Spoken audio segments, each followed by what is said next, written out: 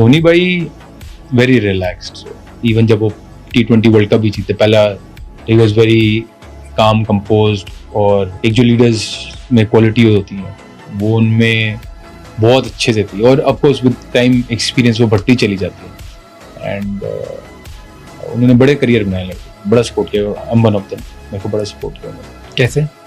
मतलब जैसे आपको मैचेस में चांस देना कि भाई अगर नहीं हो रहा, उन्हें पता होता था यार ये नहीं भी चल रहा पर इस प्लेयर में दम है, इसको मैं नहीं भी चल रहा 4 में कोई दिखाना, इसको लंबा रन नहीं, तो वहाँ पे उन्होंने मेरे को बड़ा बैक किया, तो वेरी ग्रेटफुल फॉर दैट।